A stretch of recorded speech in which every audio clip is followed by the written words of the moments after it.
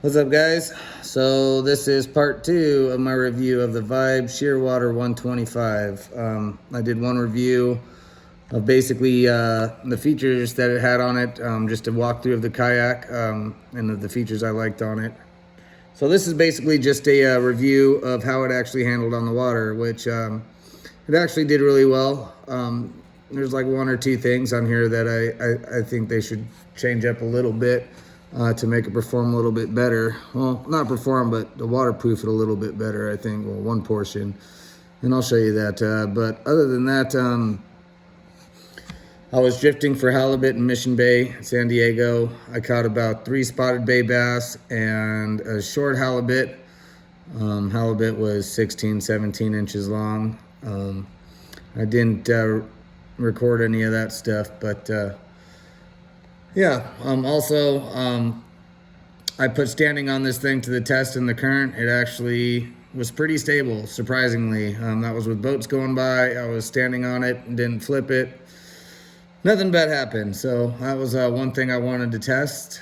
Probably be a lot better stability in freshwater scenarios. But on the ocean, I was actually really surprised that you could stand up on this thing with boats going by you with the wake and not having it roll. So one of the things I would change on here is actually the understorage here. So what I noticed is when you're paddling using an oar, water tends to drip on you.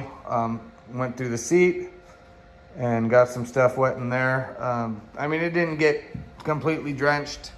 So it did its job for the most part, but I mean, I would have made this here more like this here, you know, something that's not netted or see-through. That way water can maybe just accumulate on top instead of dripping through the net and getting tackle. Or if you have your phone under there or a speaker under there, like I had my phone and my speaker under there, propped up on one of my boxes, and that was fine, but the box was wet and everything. So I would change that up if I was Vibe. I would put something more solid like this on there. Another thing I noticed was it's actually starting to get some pitting. This has only been out on the water once, so it's starting to get some pitting throughout the kayak. I contacted Vibe customer support. They advised me that that is normal. It seemed to hold water. I didn't have any water on the inside of the kayak. When I washed this thing down, I sprayed those holes pretty good. So I think it should be fine. But other than that, this thing handled tremendously well. If you are gonna go with the Vibe Water or Vibe Shearwater 125, I would definitely recommend getting the pedal drive system. I mean, in a freshwater scenario, an oar would probably be fine because there's not too much current on freshwater, on small ponds, lakes, things like that. But when you're out in the ocean, you're fighting incoming tides, outgoing tides, currents, things like that. It's a bit of a pain in the ass to get where you're going. I mean, it's doable. It just takes a little bit longer. So I would definitely recommend either getting the Bixby motor that they have set up for this or the pedal drive system. I think their pedal drive system is only about $600, so that's next on the list. And then another thing I did was I also contacted Vibe about a fish finder, because I was seeing that some fish finders, they don't line up with the transom out on the bottom of this pod here. So they recommended Lowrance, and that's what I got. I got the Lowrance Fish Reveal Hook 7 split shot, and this thing comes with a bracket. It was like $319 on Amazon, so I was like, why not? Let's go ahead and get it. So here's the bracket that came with the fish finder, and you can see the holes line up pretty well. So if you get a fish finder that's got you know, down scanning only, it doesn't have any side imagery, this setup is going to be fine. But from what I saw, if you have one that has side imaging, you're going to need to put a little spacer right here, because the way it fits in the kayak, the sides come up a little bit past the transducer, so you won't get very good side imaging with that unless you put some type of spacer in there to drop the transducer a little bit lower. And the thing I like about that too is you could pull that whole thing out as a unit, you know, with your battery and everything in there, pull the whole thing out as a unit. If you're worried about it getting stolen or anything like that. So Another thing is the live bait tank actually worked extremely well.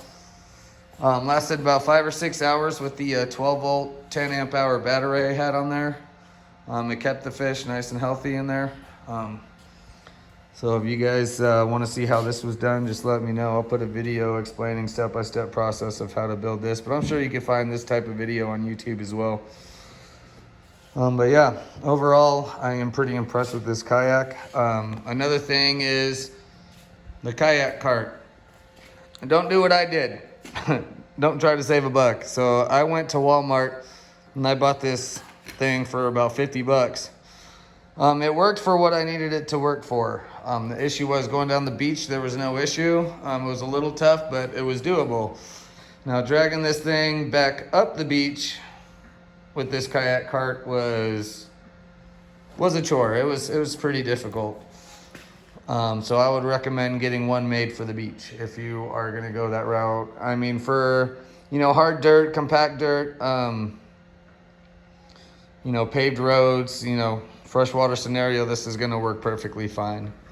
You know, but if you're gonna be doing any sort of offshore fishing at the beach or anything like that, get a cart that's made for the beach, because it was a pain in the butt.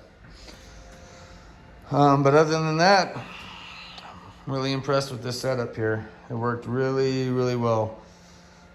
Well, it was a good buy. I wanted to get a Hobie, but after looking at the price points on the Hobie, I decided to go with the more of a budget type kayak, and this actually served its purpose very, very well. So very impressed with this thing. But yeah, other than that, like I said, that's the only issue I saw here is just the net on top of this.